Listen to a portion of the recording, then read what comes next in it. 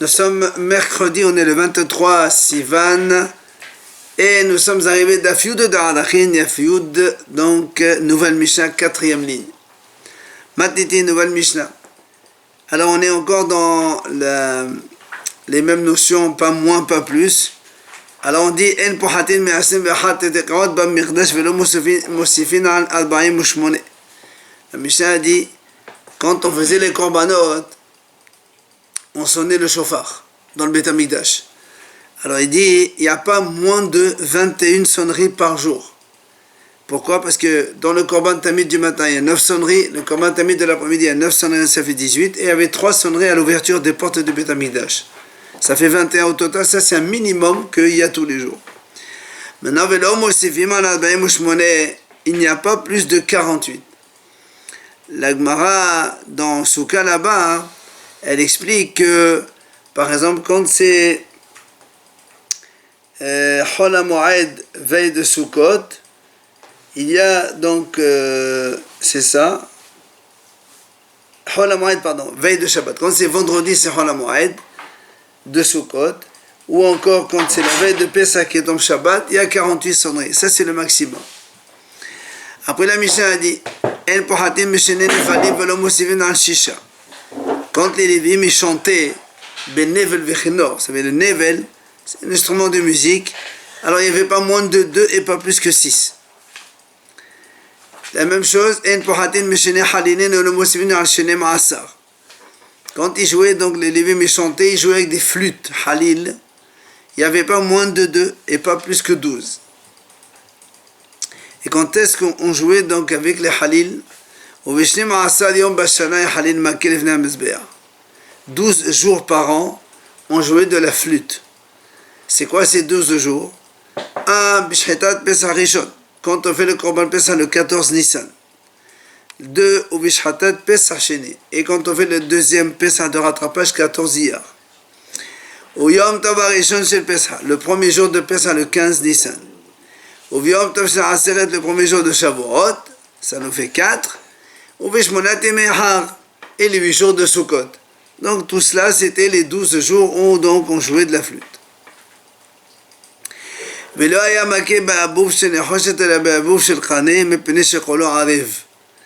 Et la Mishnah nous dit que quand on faisait les flûtes, on ne les faisait pas des flûtes en cuivre, mais en roseau. Parce que le son, il est plus agréable à entendre.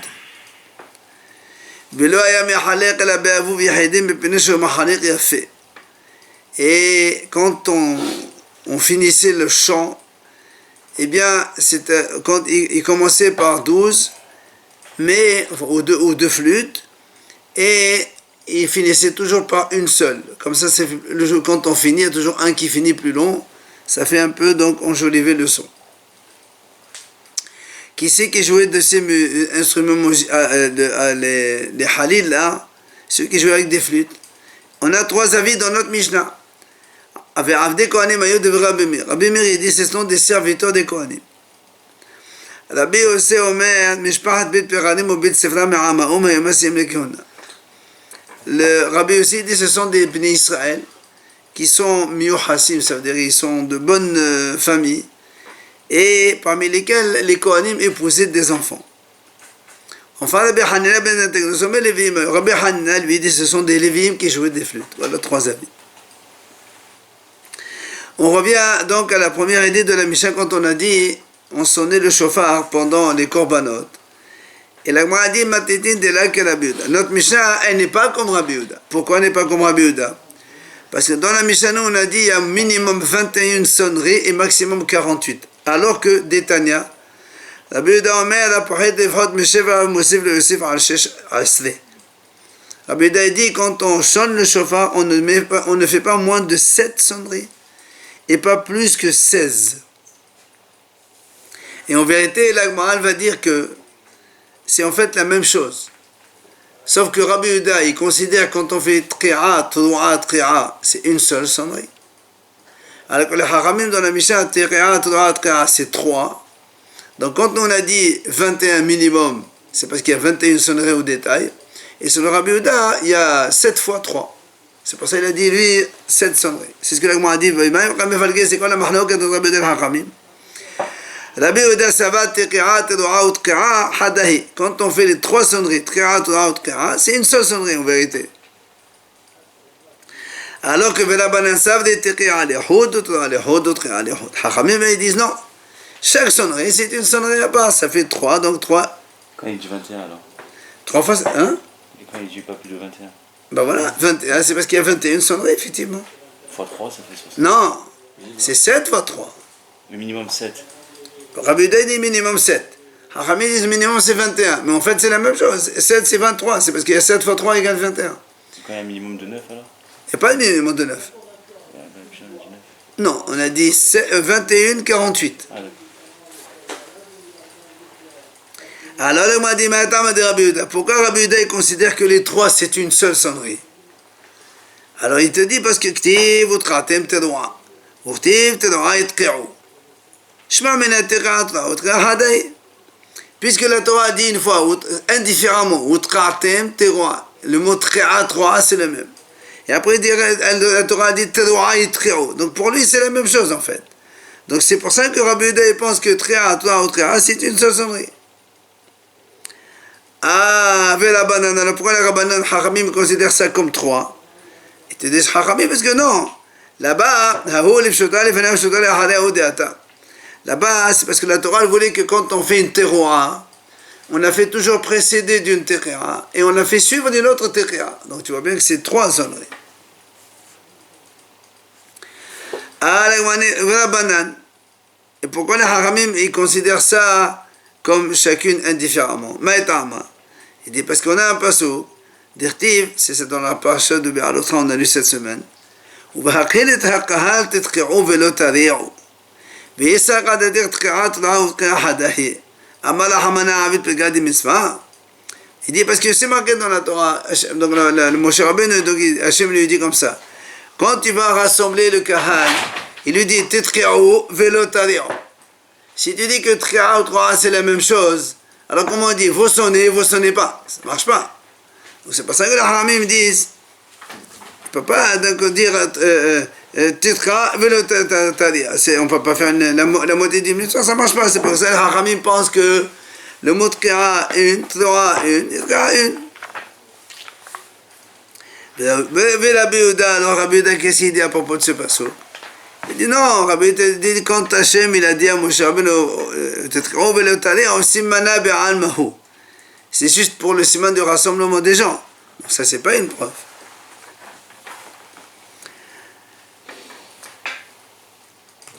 Alors là m'a dit Keman Azahad Amarav Kahana, m'a dit comme qui ça va l'enseignement de Rav Kahana qui a dit En ben teki'a le Torah velo klum.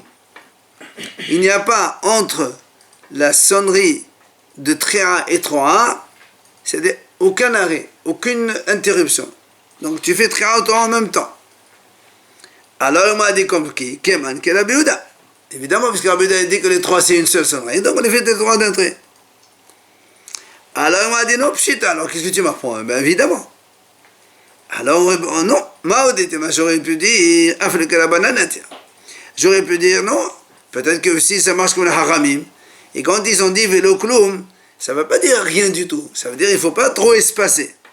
Voilà pourquoi met Rabbi Yohanan, et c'est pour exclure ce qu'il a dit Rabbi Yohanan, que le jour de Rosh Hashanah de Amar, Shama Ashte Sha'at Tekeot Bete Sha'at Bayom Yatsa, Kamash Manan. Rabbi Yohanan lui dit, si un homme il entend, parce qu'à Rosh Hashanah, au minimum, il faut entendre 9 sonneries à l'époque. Et donc, Rabbi Yohanan disait que si quelqu'un il entend une tqi'a le matin à 8h, une tqi'a à 9h, une autre tqi'a à 10h, une autre, chacun à 1h, ça marche. C'est pour ça que viennent les Hachamim et disent non. Rav Kahana qui a dit entre tqi'a et Torah, il n'y a pas le kloum, ça veut pas dire qu'il ne faut pas attendre 1h. Un petit espace, mais pas 1h. Alors, là, m'a dit, et pourquoi on ne dirait pas comme ça, Béhémet? Parce que nous, on a dit, c'est comme Rabbi. Et pourquoi on ne dirait pas comme les Hachamim? Il dit, pourquoi il dit Véloklum? Il dit, quand on dit Véloklum, ça veut dire qu'il n'y a rien du tout. Pourquoi tu dis Véloklum? Il y a un petit espace, il faut dire un petit peu. On a dit dans la Mishnah que 12 jours dans l'année, on joue avec le halil et la flûte, donc dans le Beit HaMikdash.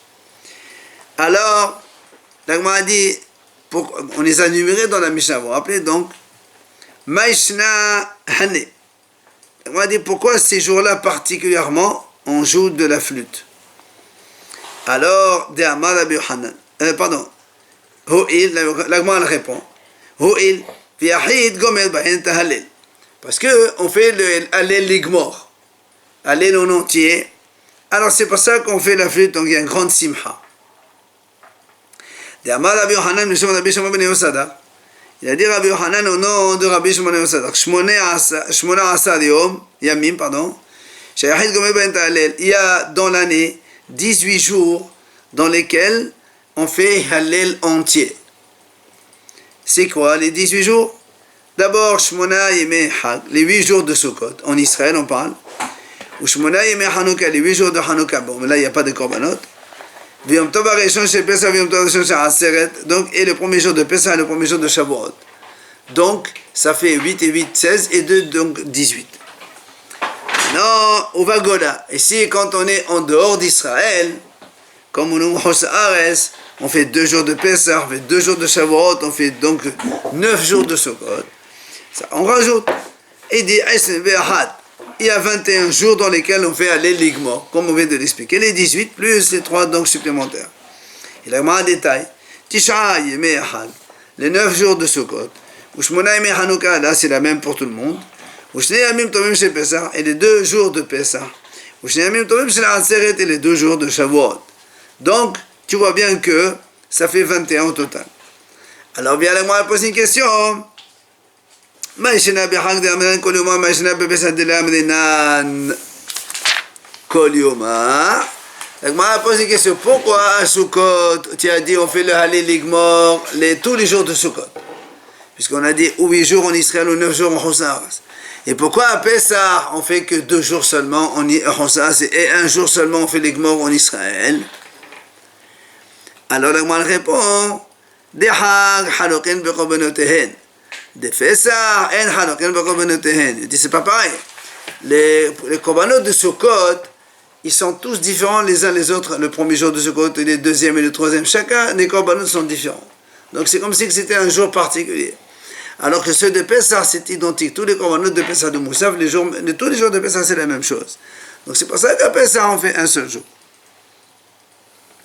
Ah, viens le moi dire dans ces cas-là, Shabbat et Hanouka bekorbanot halim. Alors pourquoi Shabbat on ne joue pas la flûte puisque Shabbat aussi il y a un korban moussaf et c'est différent. Alors pourquoi on jouerait pas de la flûte le jour du Shabbat? Alors moi je réponds, la ekre mu'ed. Le jour du Shabbat il n'est pas qualifié de mu'ed puisque la Torah a dit ou yom mu'adichem. Il faut que vous dire mutraté b'chasosrot. Et donc, c'est pas Moed Shabbat. Alors, on m'a dit très bien. Rosh Chodesh de'ekre Moed lima. Voilà, on a vu que Rosh Chodesh, ça s'appelle aussi Moed. Le pasuk dit Kara alay Moed. Et donc, alors, dans ces cas-là, on devrait aussi sonner les flûtes pendant Rosh Chodesh. Alors, il dit non. La ikdish ba'asiyat melacha. Il dit Rosh Chodesh, c'est pas interdit de travailler. C'est comme un chol. Et nous, on a vu le pasuk qui dit d'Irtiv, Hashid yeh lachem kalil hitkadesh hag. Le chant, c'est hitkadesh hag. Il faut soit kadosh, dans le sens où il y a donc interdiction de travailler ce jour-là. Et donc c'est pour ça que, on a dit, Laila hamikodash hag ta'on shira. Donc un soir où il est sanctifié comme un jour de fête et quand il n'y a pas de travail, donc il faut chanter. Par contre, mais quand il n'y a pas d'interdiction de travailler, donc on n'a pas besoin de chanter. La Gemara continue, Rosh Hashanah v'Yom Kippurim dechlu moed v'echdush b'asiyat mechalim. Alors pourquoi à Rosh Hashanah et à Kippour, il y a aussi Korban Moussaf, ça s'appelle Moed, c'est interdit de travailler, et pourtant on ne fait pas Halel Ligmor, ni Halel tout court. Alors moi je réponds, Mishum de Rabbi Avaou. Parce que là, on a la raison que Rabbi Avaou il a amené. Il a dit Rabbi Avaou, les anges se sont adressés à Hachem et lui ont dit, Ribono shel olam, maître du monde, pourquoi les Bnei Israël ne chantent pas devant toi à Rosh Hashanah et Kippour? Pourquoi ils ne font pas le Hallel? Amal Lahen, il leur a répondu à Hachem, Efshad melech yoshev al kisei adin usevdei hayim usevdei metim petohim lefanav Yisrael omnem she'ira lefanai. Hachem leur a dit, est-ce qu'il est possible que le roi est donc sur le trône de la justice, et le livre des vivants et des morts, il est ouvert devant lui, et tu veux que les Bnei Israël les chantent? Ça ne correspond pas du tout. Alors c'est pour ça qu'on ne fait pas le Hallel à Rosh Hashanah Kippour. Alors l'Agma a dit, Ve'a Hanouka de la Riweka Amar, dit voilà pour ton Hanouka, c'est pas un Moed, c'est pas un jour où il est interdit de travailler, et pourtant voilà tu as dit qu'on fait le Hallel Igmor. Alors l'Agma répond, Meshum Nissa. Là-bas il y avait un grand miracle, le Nes de Hanouka. C'est pour ça qu'on fait le Hallel. Alors on m'a dit, Purim dika Nissa Lima, et alors Purim aussi il y avait un Nes, un grand miracle, et pourquoi on ne fait pas le Hallel à Purim?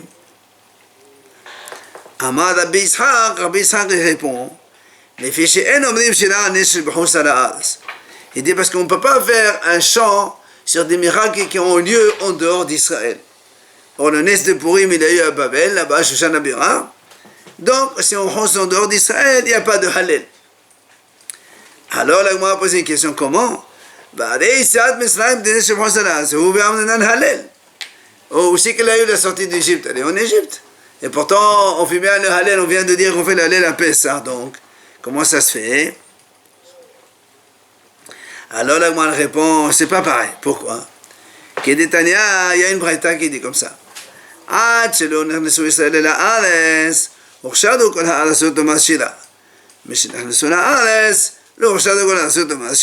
réponse, c'est pas pareil du tout.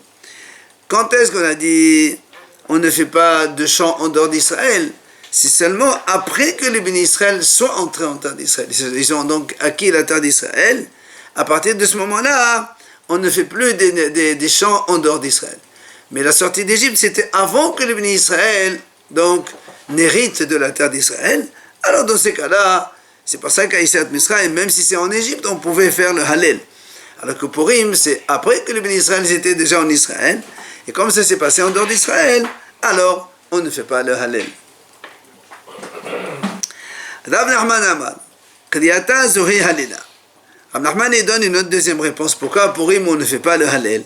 Il dit tout simplement, la lecture de la Megillah elle-même, c'est comme le Hallel. Lire la Megillah, c'est comme le Hallel. Enfin, Rava, il nous donne une troisième réponse. Pourquoi Purim on ne fait pas le Hallel? Alors il dit, Rava Amar, Bishama Hatam Hallelu Avdei Adonai Ulu Avdei Faroha Achal Elu Avdei Adonai Ulu Avdei Hashverosh Akad Avdei Hashverosh Anan. Alors on m'a dit, à Purim on ne peut pas faire le Hallel. Pourquoi? Quand on est sorti d'Égypte, on a fait le Hallel parce que il y a marqué quoi? Il y a marqué Hallelu Avdei Hashem. Donc on était devenus les serviteurs d'Hachem et on n'était plus les esclaves de Pharaon comme auparavant. Mais avec l'histoire de Purim, même si on a eu le grand miracle de Purim, on ne peut pas dire Hallelu Avdei Hashem, parce qu'on est encore Avdei Hashverosh, on est encore sous la domination d'Hashverosh. Alors tu ne peux pas faire Hallelu Avdei Hashem, sous-entendu que tu n'es plus l'esclave de qui que ce soit, alors qu'on est encore esclave de Hashverosh. Ça ne marche pas. Alors vient la Gemara poser une question. La Gemara dit, selon Rav Nachman qui a répondu que la lecture de la Megillah elle-même c'est comme le Hallel, on vient de dire nous dans la Braïta que depuis que les bénis Israël ils sont entrés en terre d'Israël, on ne peut plus faire le Hallel sur des miracles qui ont lieu en dehors d'Israël. Alors comment Rav Nachman dit la Megillah c'est comme le Hallel? Alors il te répond,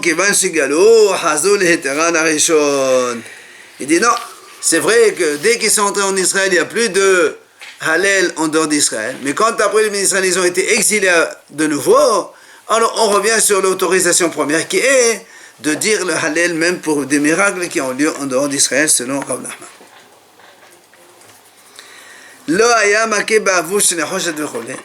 On a dit donc que quand on jouait des flûtes, c'était pas des flûtes en cuir, mais c'est des flûtes en roseau. La Gemara vient faire remarquer Patah behalil, umsayim be'abouv. D'abord, au début, dans la Mishnah, on a dit on jouait le halil, la flûte. Après, on dit on utilise le abouv, les flûtes. Pourquoi on commence le halil et on finit par abouv? C'est le même mot. Amala Baba hayno halil hayno abouv. Alors, dire Baba, effectivement, c'est la même chose. Alors, pourquoi tu l'appelles halil? Il dit halil qaleh. Il dit halou. Il est le son de la flûte, il est beau, il est doux. C'est pour ça qu'on l'appelle halil. Tano Rabbanan, Chachamim enseigne. Abouv haya b'mikdash, halak haya, dak haya, shirkani haya, umimot Moshe haya. Les flûtes qu'il y avait dans le Beit HaMikdash, il était lisse, fin, en roseau, et c'était depuis l'époque de Moshe Rabbeinu.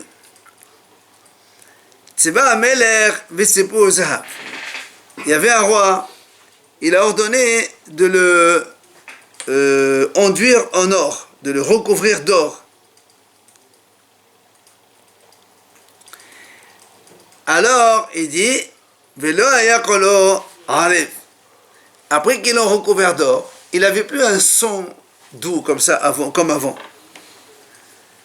Alors, là, on a enlevé tout ce qu'on a recouvert d'or, on a enlevé tout ce qu'on a rajouté, et il a retrouvé le son donc agréable qu'il avait auparavant. La Gemara ramène deuxième chose. Tziltzul haya b'mikdash. Tziltzul, c'est le... Vous savez, quand on a deux plaques, quand on tape un truc, ça fait du bruit. Cymbale, voilà. Alors il dit, il y avait aussi donc quelque chose comme ça dans le Mikdash, il était en cuivre. Et il avait donc un son agréable aussi. Vinifgam, il s'est, on va dire, il s'est abîmé, quoi. Il y a eu un petit problème. Soit il s'est troué, un truc comme ça. Alors, ils ont amené des professionnels d'Alexandrie d'Égypte. Ils l'ont réparé. Seulement quand ils l'ont réparé, et il avait plus retrouvé le son agréable qu'il avait auparavant. Alors qu'est-ce qu'on a fait? On a enlevé tout ce qu'ils ont réparé, on l'a laissé comme avant abîmé, et il a retrouvé le son, le beau, le son agréable qu'il avait auparavant.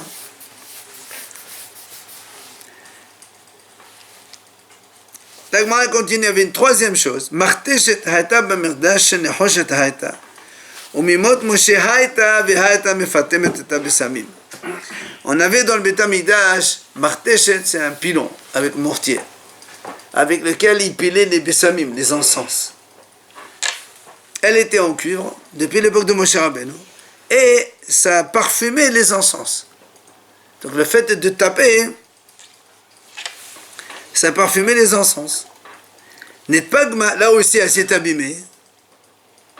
Et on a vu au manim Alexandria chez Mesraïm. Et on a dit, on a amené des professionnels, des artisans d'Alexandrie en Égypte. Ils l'ont réparé. Et là aussi, elle ne donnait plus les bonnes odeurs que ça a donné auparavant. Alors, on a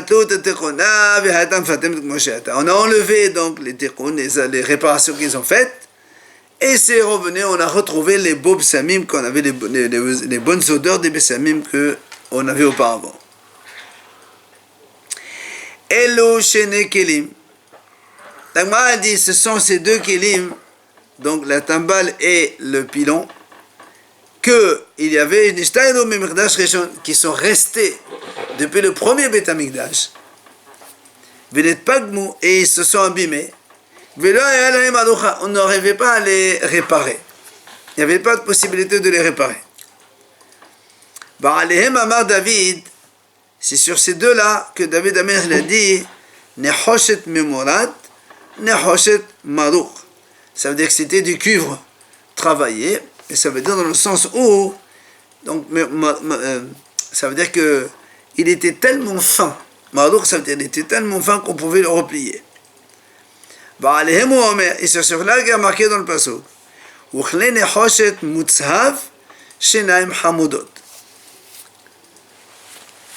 il y a une correction kizahav. C'est pas mezahav, kizahav.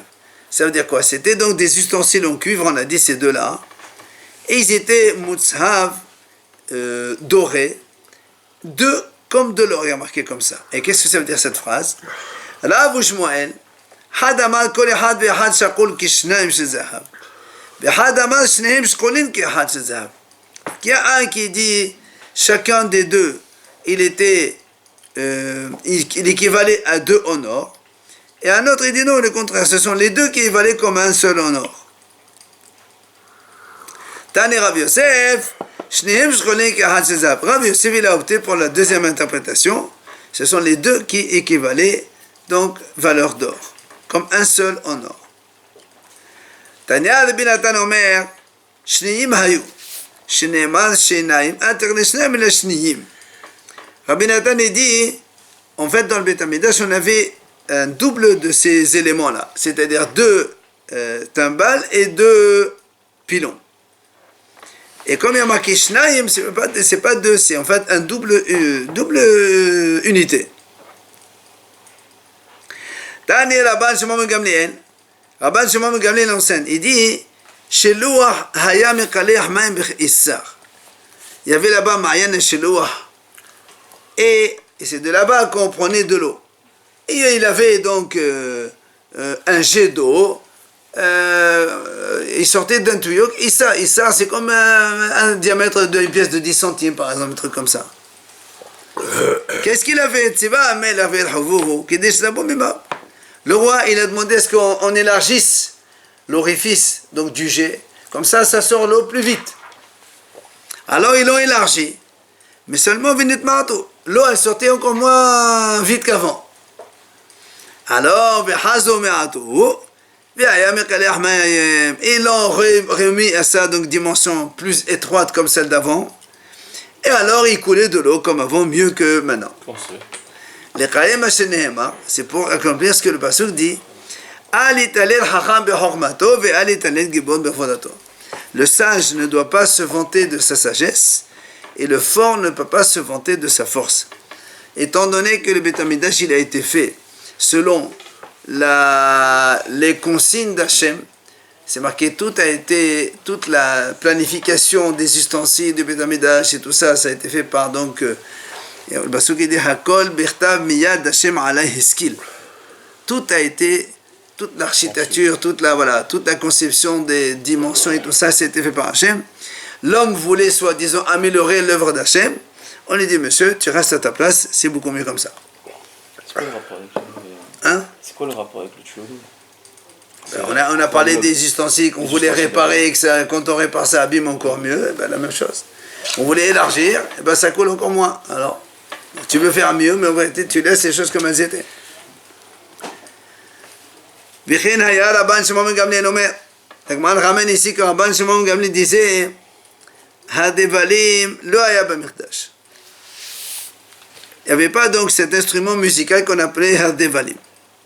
Alors il m'a dit c'est quoi un Hadevalim? Amar Abaye Tavla Godgedana. Il dit c'est une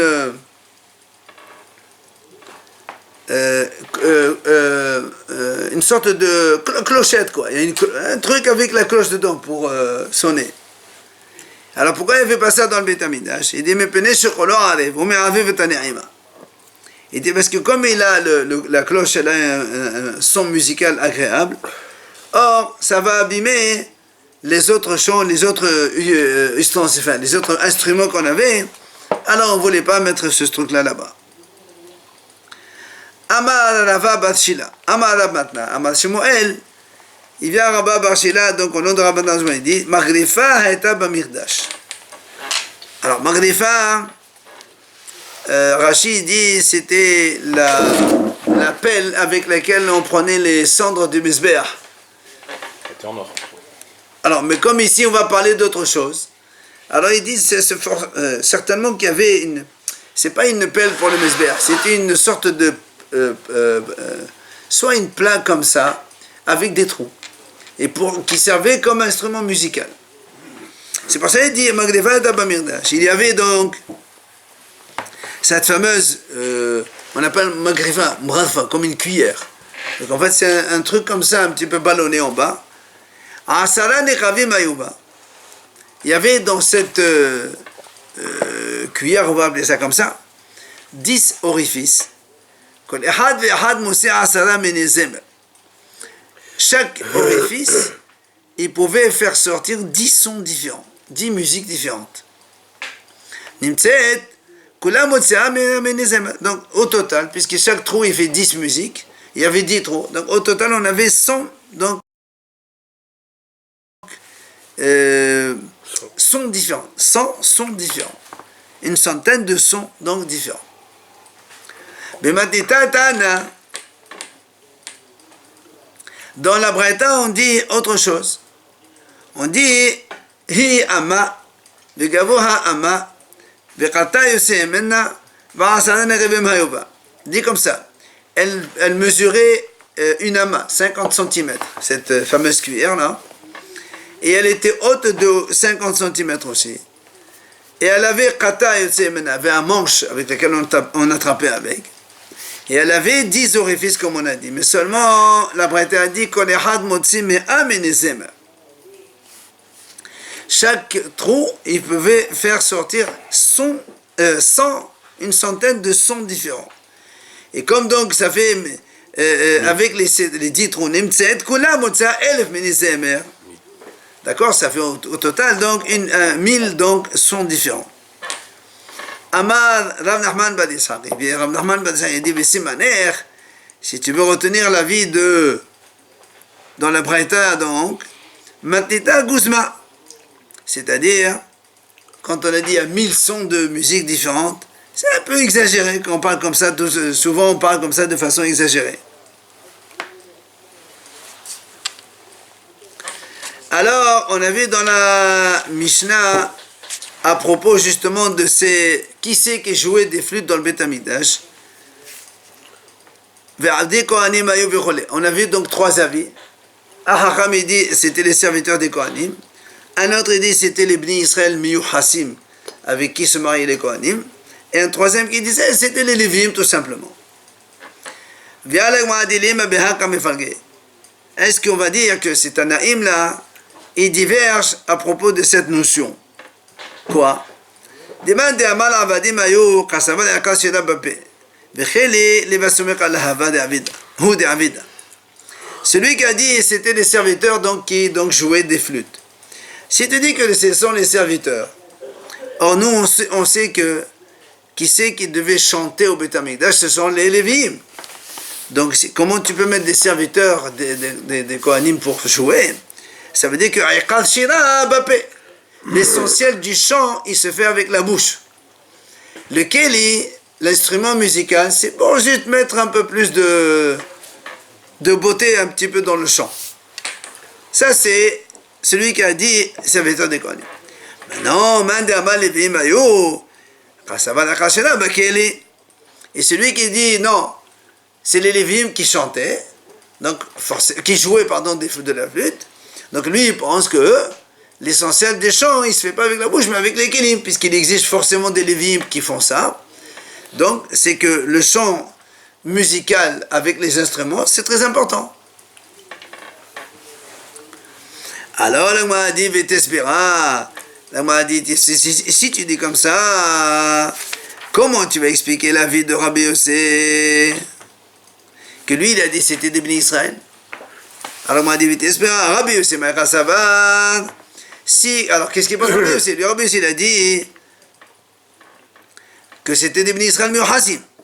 Alors là, on m'a dit, si Rabbi Yossé pense que le chant essentiellement ça fait avec la bouche, Avadim Sagia, pourquoi tu as besoin de mettre des Bnei Israël, des gens bien pour jouer de la musique? C'est pas la peine, mais des esclaves.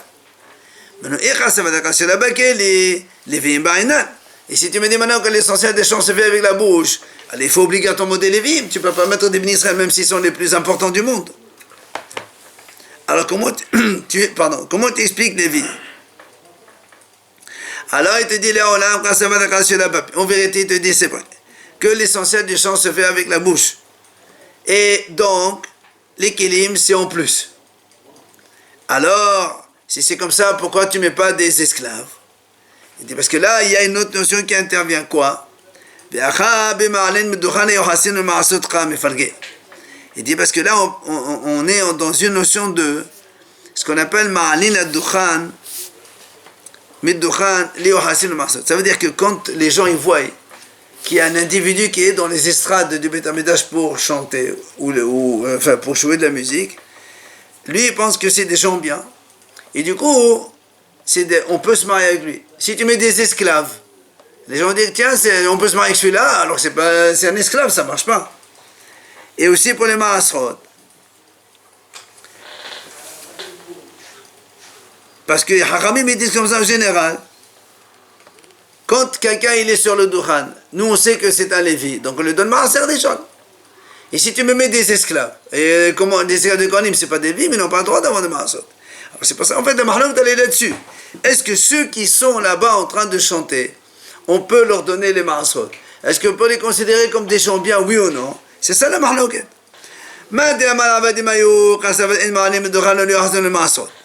Celui qui a dit on peut mettre des esclaves, parce que lui il pense qu'on n'a pas du tout cette notion. C'est pas parce que tu l'as vu en train de jouer que ça veut dire que c'est des gens importants. Pas du tout. Donc du coup, tu n'as aucune crainte. Tu sais très bien que c'est des esclaves. N'importe qui, ça n'a pas d'importance. Mais,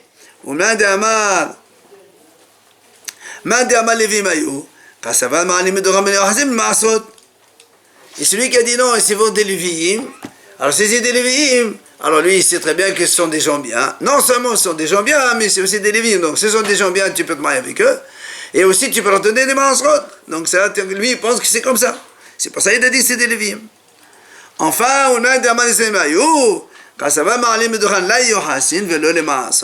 et celui qui a dit non, c'est des bénis Israël de bonne famille, lui il dit quand on voit des gens sur le Dukhan, on sait que c'est de bonne famille, mais on ne sait pas que c'est des Lévi'im, pas forcément, donc tu leur donnes pas le Maaser, mais les Kohanim ils pouvaient se marier avec eux. Enfin, c'est un petit peu toute la logique, un peu des différents avis de ces Hachamim. Voilà.